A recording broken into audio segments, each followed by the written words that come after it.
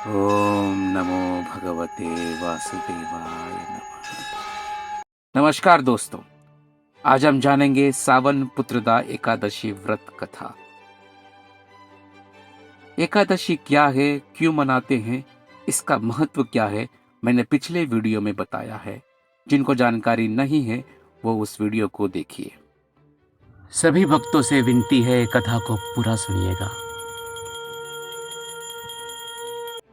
बता दें कि साल में 2 बार पुत्रदा एकादशी का व्रत रखा जाता है, पहले श्रावण मास और दूसरा पौष मास में। इस व्रत के नाम से ही उसका महत्व समझ में आता है। सावन पुत्रदा एकादशी का व्रत करने से पुत्र की प्राप्ति होती है। इस व्रत को सभी संतानहीन दंपत्ति कर सकते हैं। भगवान विष्णु के आशीर्वाद से पाप मिट जाता है, दुख दूर होते हैं और मोक्ष की प्राप्ति होती है। सावन मास में पड़ने वाले पुत्रदा एकादशी का विशेष महत्व है। इस दिन भगवान विष्णु के साथ शिव जी की पूजा करने का विधान है। आइए जानते हैं पुत्रदा एकादशी व्रत कथा क्या है। धनुर्धर अर्जुन ने कहा, हे प्रभु, ये कल्याणकारी और महापुण्यदायी कथाएं सुनकर मेरे आनंद की सीमा नहीं है और मेरी जिज्ञासा बढ़ती जा रही है। हे कमलानयन, अब आप मुझे श्रावण माह के शुक्ल पक्ष की एकादशी की कथा सुनाने की कृपा करें। इस एकादशी का क्या नाम है तथा इसके व्रत का क्या विधान है? इसमें किस देवता का पूजन किया जाता है और इसका व्रत करने से किस फल की प्राप्ति होती है? श्री कृष्ण ने कहा, हे धनुर्धर, श्रावण माह के शुक्ल पक्ष की एकादशी की कथा के श्रवण मात्र से ही अनंत यज्ञ का फल प्राप्त होता है। हे पार्थ, द्वापर युग के आरंभ में ही महिष्मति नामक की एक नगरी थी। उस नगरी में महाजित नाम का एक राजा राज्य करता था। वो पुत्रहीन था, इसलिए वो सदा दुखी रहता था। उससे वो राज्य, सुख और वैभव सभी कुछ बड़ा ही कष्टदायक प्रतीत होता था, क्योंकि पुत्र के बिना मनुष्य को यह लोक और परलोक दोनों में सुख नहीं मिलता है। राजा ने पुत्र प्राप्त के लिए बहुत उपाय किए, किंतु उसका हर उपाय निष्फल रहा। जैसे जैसे राजा महाजीत वृद्धावस्था की ओर बढ़ता जा रहा था, वैसे वैसे उसकी चिंता भी बढ़ती जा रही थी। एक दिन राजा ने अपनी सभा को संबोधित करते हुए कहा, न तो मैंने अपने जीवन में कोई पाप किया है और न ही अन्याय पूर्वक प्रजा से धन एकत्रित किया है। न ही कभी प्रजा को कष्ट दिया है और न कभी देवता और ब्राह्मणों का निरादर किया है। मैंने प्रजा का सदैव अपने पुत्र की तरह पालन किया है, कभी किसी से ईर्ष्या भाव नहीं किया है, सभी को एक समान समझा है। मेरे राज्य में कानून भी ऐसे नहीं है जो प्रजा में अनावश्यक डर उत्पन्न करे। इस प्रकार धर्मयुक्त राज्य करने पर भी मैं इस समय अत्यंत कष्ट पा रहा हूं। इसका क्या कारण है, मेरी समझ में कुछ नहीं आ रहा है। आप इस पर विचार करें कि इसका क्या कारण है और क्या इस जीवन में मैं इस कष्ट से मुक्त हो पाऊंगा?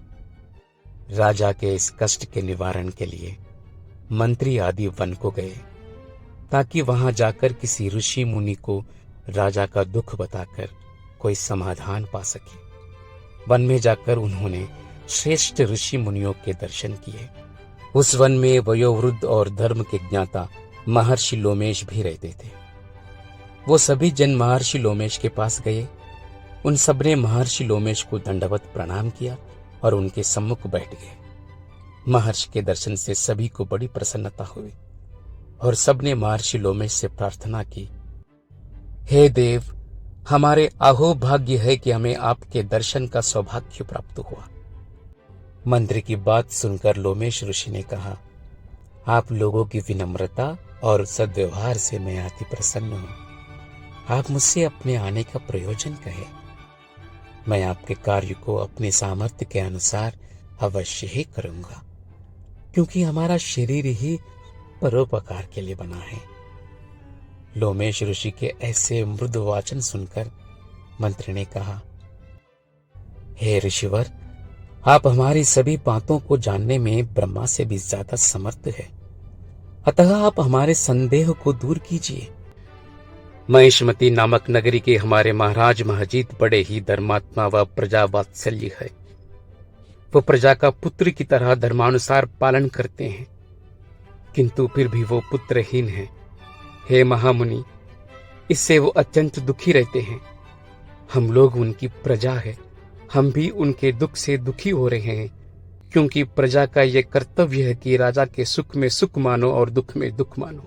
हमें उनके पुत्रहीन होने का अभी तक कारण ज्ञात नहीं हुआ है, इसीलिए हम आपके पास आए हैं।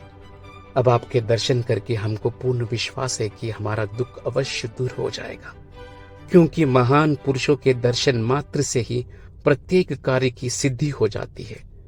अतः आप हमें बताने की कृपा करें कि किस विधान से हमारे महाराज पुत्रवान हो सकते हैं। हे ऋषिवर, ये आपका हम पर व हमारे राज्य की प्रजा पर बड़े ही उपकार होगा। ऐसी करुणा प्रार्थना सुनकर लोमेश ऋषि नेत्र बंद करके राजा के पूर्व जन्मों पर विचार करने लगे। कुछ पलों बाद उन्होंने विचार करके कहा, हे भद्रजनों, ये राजा पिछले जन्म में अत्यंत उद्दंड था तथा बुरे कर्म किया करता था। उस जन्म में वो एक गांव से दूसरे गांव में घुमा करता था। एक बार ज्येष्ठ माह के शुक्ल पक्ष की एकादशी के दिन की बात है। ये 2 दिन से भूखा था। दोपहर का समय एक जलाशय पर जल पीने गया। उस स्थान पर उस समय ब्याही हुई एक गाय जल पी रही थी। राजा ने उसको प्यासी ही भगा दिया और स्वयं जल पीने लगा। हे श्रेष्ठ पुरुषों, इसीलिए राजा को ये कष्ट भोगने पड़ रहे हैं। एकादशी के दिन भूखा रहने का फल ये हुआ कि इस जन्म में ये राजा है और प्यासी गाय को जलाशय से भगाने का कारण पुत्रहीन है। ये जान के सभी सभासद प्रार्थना करने लगे, हे ऋषि श्रेष्ठ, शास्त्रों में ऐसा लिखा है कि पुण्य से पाप नष्ट हो जाते हैं। अतः कृपा करके आप हमें कोई ऐसा उपाय बताइए जिससे हमारे राजा के पूर्व जन्म के पाप नष्ट हो जाएं और उन्हें पुत्र रत्न की प्राप्ति हो। सभासदों की प्रार्थना सुनकर लोमेश मुनि ने कहा, हे श्रेष्ठ पुरुषों, यदि तुम सब श्रावण माह के शुक्ल पक्ष की पुत्रदा एकादशी का व्रत और रात्रि जागरण करो और उस व्रत का फल राजा को निमित्त कर दो, तो तुम्हारे राजा के यहाँ पुत्र उत्पन्न होगा। राजा के सभी कष्टों का नाश हो जाएगा। इस उपाय को जानकर मंत्री सहित सभी ने महर्षि को कोटि कोटि धन्यवाद दिया तथा उनका आशीर्वाद लेकर अपने राज्य में लौट गए। तत्परांत उन्होंने लोमेश ऋषि की आज्ञानुसार पुत्रदा एकादशी का विधान पूर्वक उपवास किया और द्वादशी को उसका फल राजा को दे दिया। इस पुण्य के प्रभाव से रानी ने गर्भ धारण किया और 9 माह पश्चात एक अत्यंत तेजस्वी पुत्र को जन्म दिया। हे पांडुपुत्र, इसीलिए इस एकादशी का नाम पुत्रदा पड़ा। पुत्र की इच्छा रखने वाले मनुष्य को विधान पूर्वक श्रावण माह के शुक्ल पक्ष की एकादशी का व्रत करना चाहिए। इस व्रत के प्रभाव से इहलोक में सुख और परलोक में स्वर्ग की प्राप्ति होती है। पुत्रदा एकादशी पर वस्त्र, अन्न, धन, तुलसी के पौधे और मोर पंख का दान बेहद शुभ माना जाता है। धार्मिक मान्यता है कि इस तिथि पर दान और पुण्य करने से घर में हमेशा सुख समृद्धि का वास बना रहता है। साथ ही जीवन भर आर्थिक समस्या का सामना नहीं करना पड़ता है। इसके साथ ही माँ लक्ष्मी भी प्रसन्न होकर अपनी कृपा बरसाती है। ऐसे में क्षमता अनुसार इस तिथि पर कुछ न कुछ अवश्य दान करें। पुत्रदा एकादशी के दिन सुबह ब्रह्म मुहूर्त में स्नान के बाद भगवान विष्णु का ध्यान करके व्रत का संकल्प लेना चाहिए। इस दिन सिंहासन पर पीला वस्त्र बिछाकर भगवान विष्णु की तस्वीर रखकर उन्हें पीले पुष्प, पीले फल, पीला पेड़ा और तुलसी दल अर्पण करना चाहिए। इसके बाद घी का दीपक जलाकर उनकी पूजा करनी चाहिए। भगवान विष्णु के साथ साथ माता लक्ष्मी जी का भी पूजन करें। इस दिन पीपल के पेड़ में जल अर्पित करना भी शुभ माना जाता है। जो भी संतान प्राप्ति चाहते हैं वो इस व्रत को पूरी विधि विधान से करें। इस वीडियो में इतना ही। फिर मिलेंगे अगले वीडियो में। धन्यवाद।